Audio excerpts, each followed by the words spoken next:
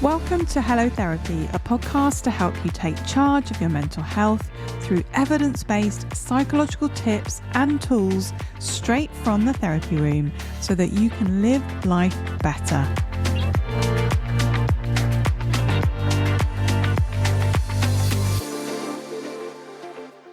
It is often a big step when you decide to start therapy. And what you often find is that when you come to actually try and find a therapist, it can be very confusing and sometimes frustrating. You quickly realize that there isn't just one type of therapist and that there are lots of different types of therapies to choose from, and it's difficult to know what's right for you. So I am hoping that this episode will help. I am joined by Dr. Marianne Trent, and Marianne is a chartered clinical psychologist specialising in trauma, grief, and supporting aspiring psychologists through her podcast and membership.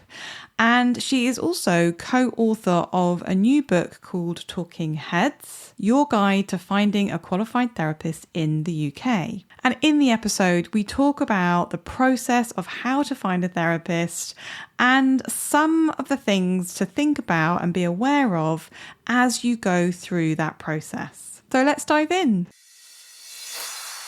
Okay, thanks, Marianne, for joining me on the Hello Therapy podcast. Oh, how exciting to be here. Thank you so much for inviting me. You're welcome. So we are going to be talking about finding a therapist in the UK, but I thought to begin with, whether you could tell our listeners what you do, who you are, and the kind of work that you do. That would be great. Sure. So I'm Dr. Marianne Trent, and I'm a qualified clinical psychologist, but I'm also registered with the Healthcare and Professions Council. It's not very catchy, is it? But HCPC, you might see that described as. And that's who does all of our professional registration for loads of different professions, actually, like paramedics and stuff as well. But as a clinical psychologist, I'm registered with them as a practitioner psychologist. Also registered as a chartered clinical psychologist with the British Psychological Society. All of these kind of organisations that you think, oh, it sounds all right, sounds impressive, but I don't really know what that means. But I work in my online practice now, which is called Good Thinking Psychological Services, and I also support aspiring psychologists. My clinical specialties are trauma and grief, and actually complex grief, which is usually trauma, and kind of OCD and depression, anxiety sprinkled in, as you will get with that kind of clinical presentation ordinarily too. But I always say that I'm a human first and a psychologist second. I try to model that we're normal humans, and I do that with all of the work I do in the media, and in the work I do with clients, and of course in supporting the next generation with my podcast and with my membership for the aspiring psychologists. Yeah, so you do a lot with that, don't you? And your podcasts. How many episodes do you? We're currently, as we record this, I'm currently on episode 117, I think. Wow. And they've been weekly, but I do find, Brilliant. You're quite a new podcaster, but I find that it really holds me accountable. So it makes me make sure I get mailing list emails out every week. And actually, I feel like if I was to make it seasonal and if I was to stop, I may never climb back on. So I just keep going. And the other thing that you are is an author, isn't it? Yes, I am. You have written quite a few books. I wanted to hone in on your latest book. Is it Talking Heads? Yeah, so I'll show you it for those of you who might be watching on YouTube. We've got Talking Heads, Your Guide to Finding a Qualified Therapist in the UK. And I've written that in collaboration with Dr. Tara Quinn Cirillo, who is another practitioner psychologist. She's a qualified counselling psychologist, because we really wanted to help just illuminate, what is therapy and why might you consider accessing therapy?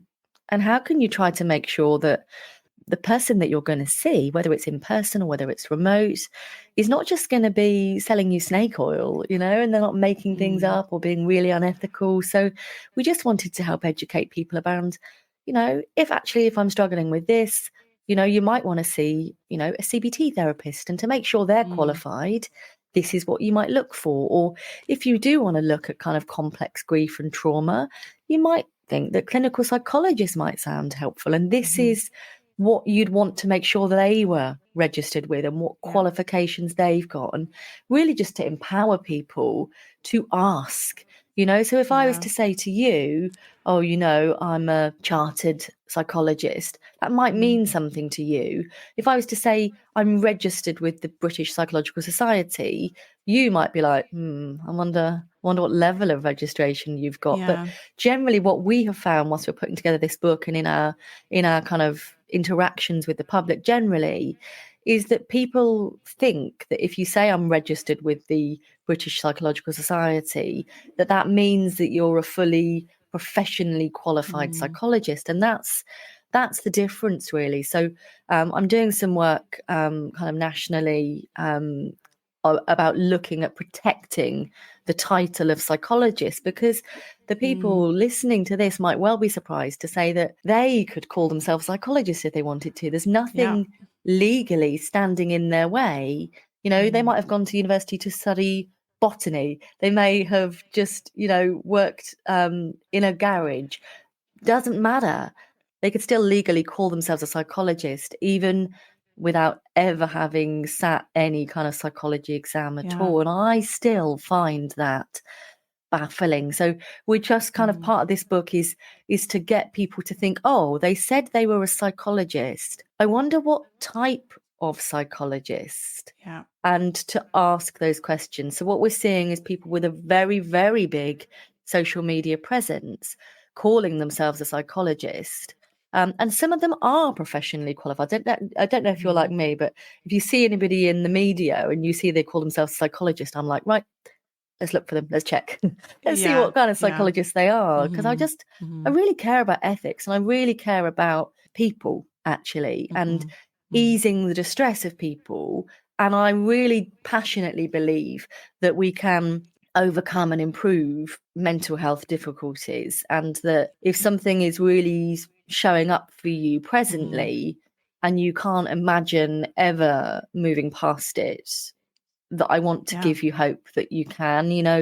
I'm sure lots of the work that you've done as well in the past or in the present, things have been massive, but people have been able to achieve a functional life that feels enjoyable and feels worthwhile. And certainly in a lot of the grief work I do, people are like, I'm just looking at a picture of my dad who inspired my grief book, but how can I begin to find a life that is enjoyable without that person in it? And what you'll notice is you get acute moments of joy.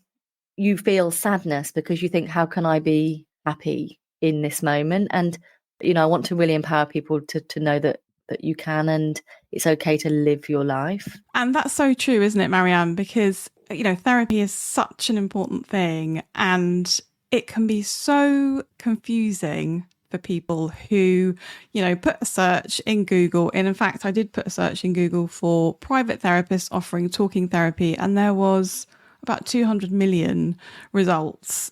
So the average person who doesn't know what each type of therapist is and doesn't know where to start, I mean, it's an absolute minefield, isn't it? So overwhelming, isn't it? And what you and I know is that some of those people will be professionally qualified and regulated, and some won't. And the danger is, you might be like, oh, well, my mate said they were really good, that'll be all right.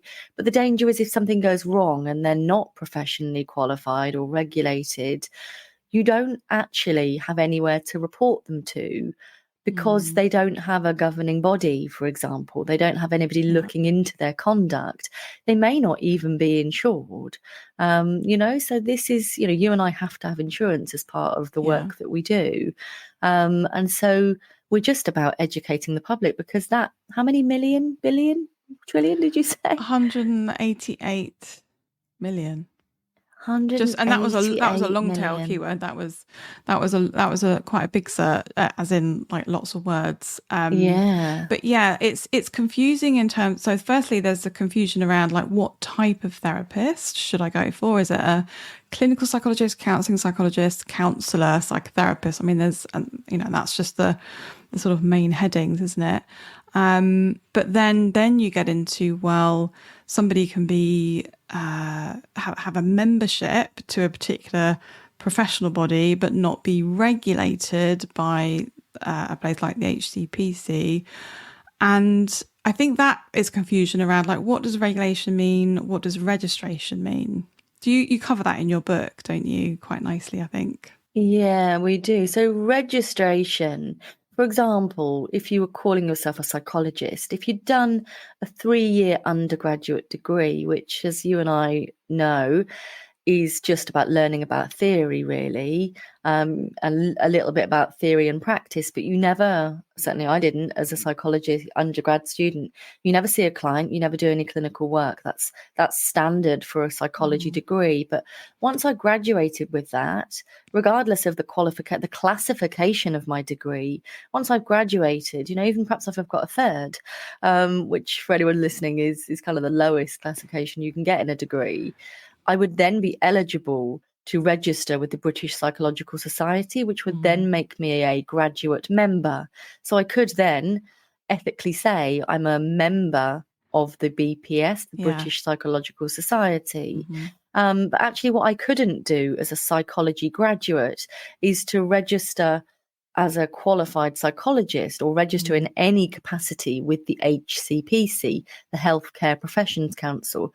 Because what you and I both know is I am not qualified to do that job with that undergraduate degree. And I don't mean this to sound really elitist. I don't mean this to sound that you can only get good therapy from qualified professionals, because of course that's not the case. That isn't the case. But what I want people to know is that if you're looking for appropriate qualifications that have taken more than sort of 10-20 minutes or even more than 2 weeks online, this is blood, sweat and tears. This is years and years of study of theory and practice, that you should hopefully be in safer hands. And if you do pick someone that's regulated and maybe even registered, then it just is someone else has given them more than a cursory glance and looked into their background and their qualifications. And so hopefully you should feel that you're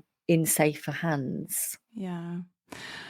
And regulation for HCPC professionals and the HCPC covers lots of different professions, doesn't it? Like paramedics and things. It means that we have to adhere to certain standards, we have to adhere to certain ethics and do things like continuing professional development and things like that. So we are very much, the sort of eyes are on us, as it were. Every time we register, we renew our membership there, we have to, say that we've done what we need to be doing around the CPD stuff and keeping our skills and our competence relevant. Yeah.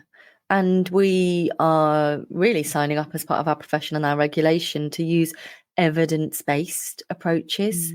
So, I see stuff all the time online because I'm always talking about trauma. So my internet search history and my iPhone are listening to me all the time talking about trauma. So always in my Facebook adverts, there's, overcome your complex PTSD in 2 minutes and that's just it's not evidence-based.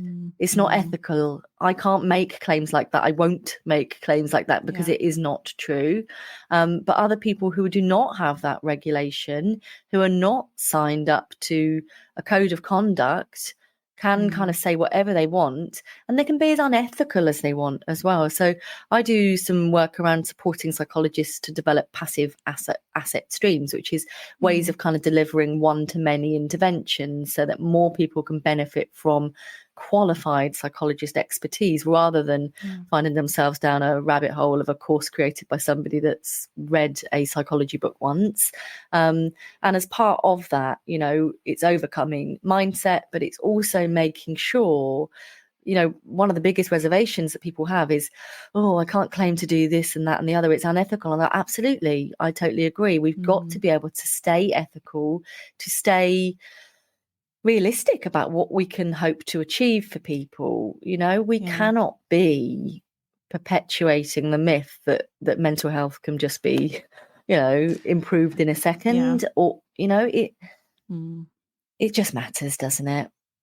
It does. It really does. And that also makes me think about marketing, and that's something that you cover in the book. And actually, I smiled to myself when I read the bit about Harley Street, and that sort of because one of my practices is sort of just around the corner from Harley Street, and how certain places like Harley Street carry with it I guess the assumption that the person who's practicing in that area is going to be good, it's going to be ethical, it's going to be regulated and professionally registered, etc.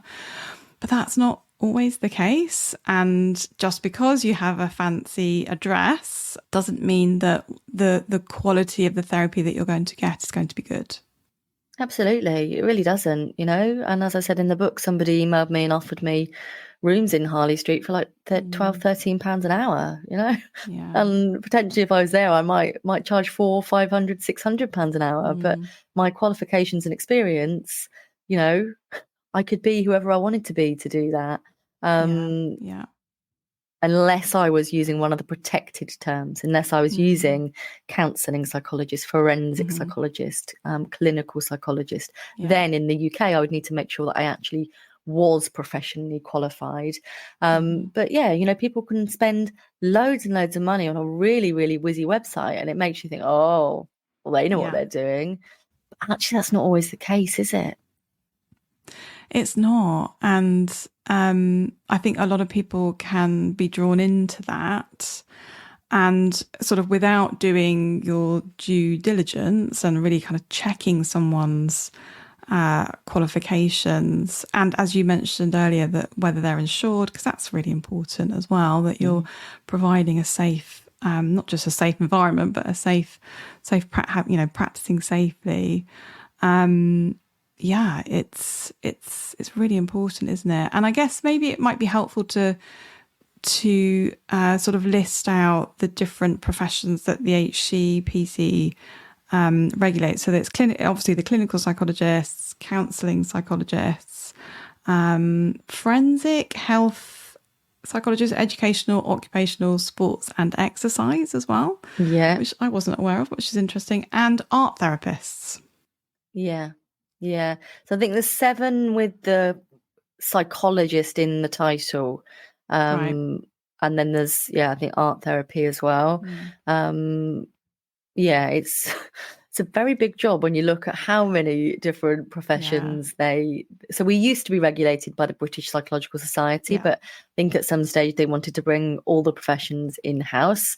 But it's not a big job. But it is a big job, and it's a big task. And but it's an important one, because if something goes wrong, or if you suspect you're not getting ethical, robust advice, guidance, you need to be able to pass that on, so that we can not only safeguard the person who's having that therapy, but safeguard others in future too.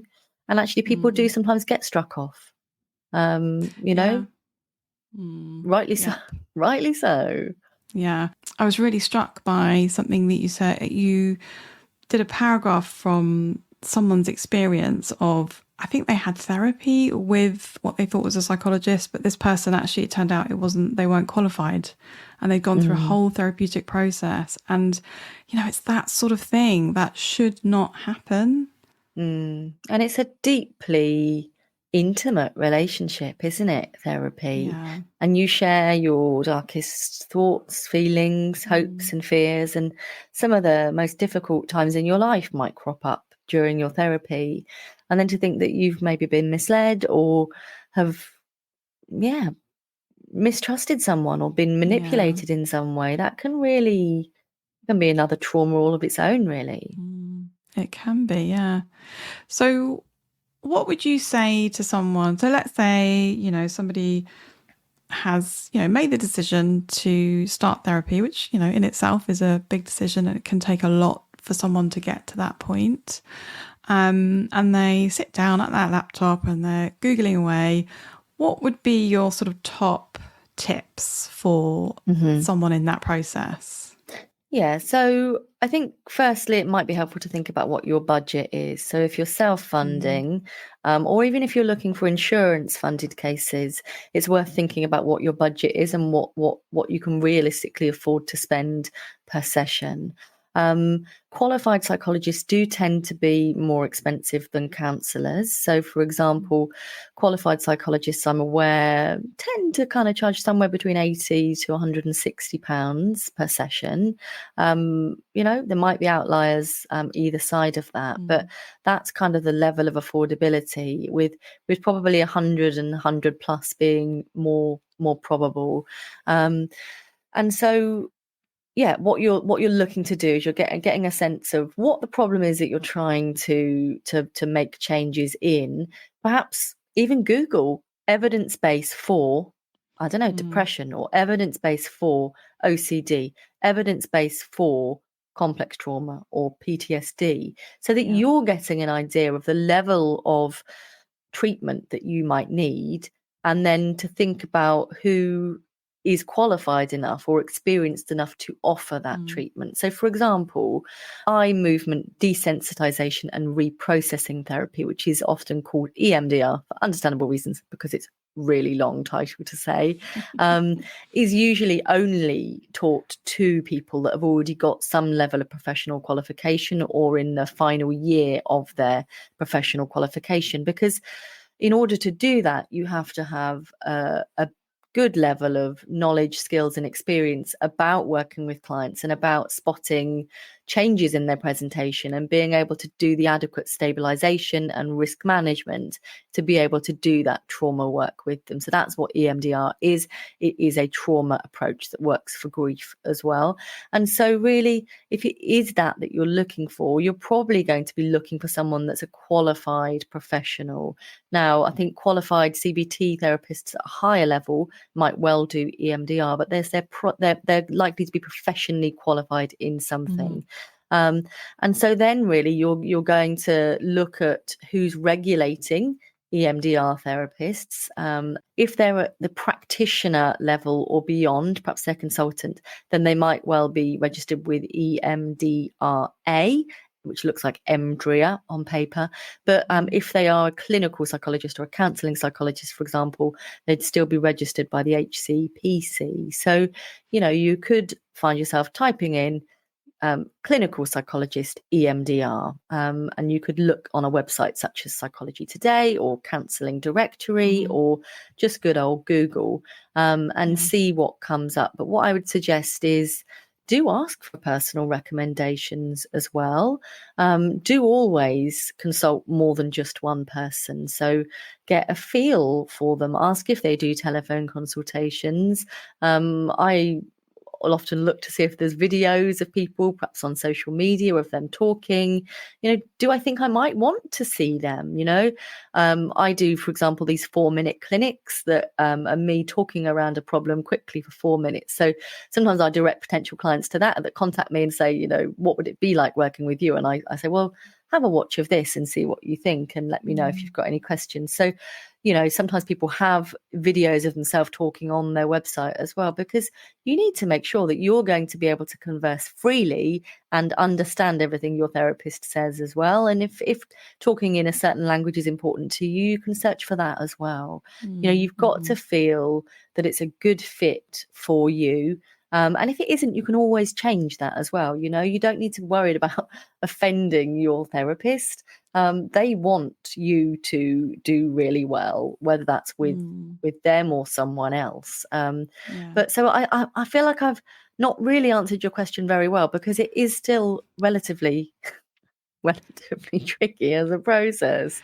It is but tricky. I think it's especially if you're at a low ebb when you're trying to do it. Exactly. So what I will often do is, if a friend's looking for a therapist, they'll send me their top three that they've found, and I will tell them who is and who isn't professionally qualified, and what that means and help them to kind of whittle that down a little bit. But I think just to be aware that words like psychologist don't necessarily mean a professional qualification of any sort, and to just think about what it is you want. So counselling, counselors are very good, but people will often tell me when they've had counseling before that it was a more passive style of intervention, whereas actually often with qualified psychologists, you're getting something more active, you're getting more direction from the therapist than you often are with a counsellor. So please, if you are a counsellor and you're listening to this, please don't be offended by what I'm saying, but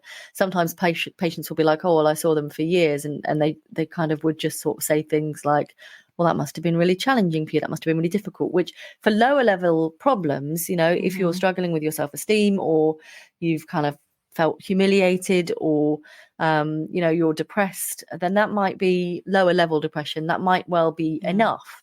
But what we know is, as problems get more complex, as kind of layers and layers stack up upon each other, that you might need to work with somebody who is more able to handle those complex presentations, where there might be a risk to yourself, or there might be a risk to others as well, and where they're able to draw on multi-theory approaches to help you, because it might start with looking like poor sleep and low mood, but maybe during the intervention the psychologist or the therapist becomes aware that maybe there's some memory and concentration problems, and it may actually end up with a referral to an early onset dementia service, for example, for investigation. But we need to be able to work with all those possible hypotheses and be kind of, I don't know about you, but every session I'm doing, you're almost ticking off, like in your head, oh, you're ruling out psychosis, you're ruling out harm to self, you're ruling out a number of things. But if you don't have the necessary skills, qualifications and experience to be able to do that, then it leaves you more vulnerable. And actually, in terms of us being a bit more expensive, yes, we are.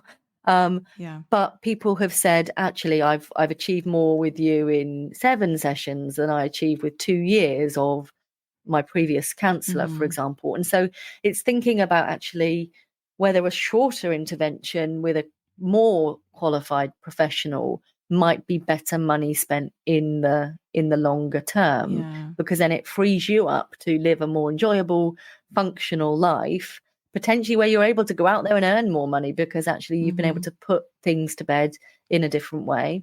That's right, isn't it? In terms of for a lot of people, counselling, where you are really being listened to, there's lots of validation, and you have a space to really just kind of vent and talk about all the difficulties that you're having, like that can be so helpful for people. But as you say, if there is a more complexity in the sort of difficulties that you're experiencing, then you are going to need something a little bit extra. And I think one of the reasons I wanted to be a clinical psychologist was that we're really good at formulating and sort of, it's like I always explain it to clients in terms of there's a big jigsaw in front of us, and we need to sort of put the pieces together and really work out how things all link up together.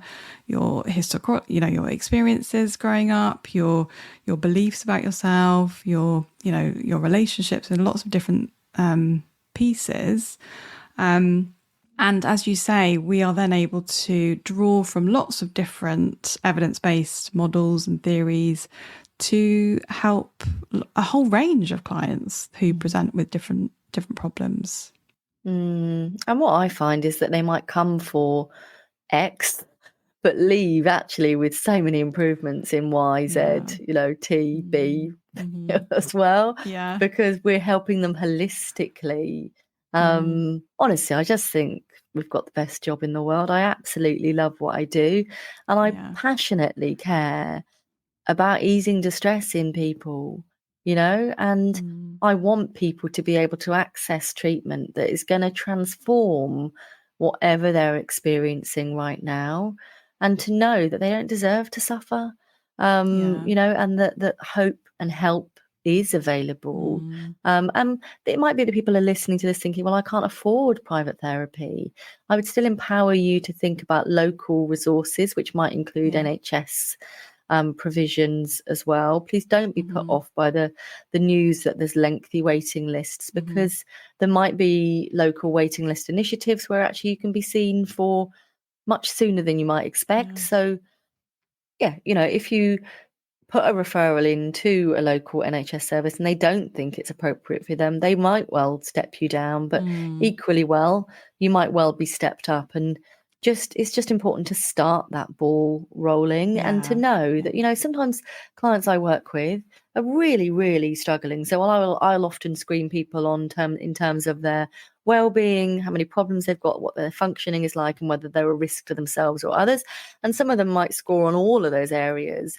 But sometimes even within 3-4 sessions, especially with trauma, they are living what looks pretty damn near their best lives. It's like a cloud lifts, and it's really it's more unusual for it to happen that quickly. So I don't want to be false advertising, but you will have experienced that for yourself. Sometimes just the de-shaming process or helping them to tune in to live more mindfully really frees them up from that problem. And I don't know, they start to hear the birds tweeting and they start to sing while they're making cups of tea, and they start to find joy in their children and hope for the future. And it's just magical, isn't it?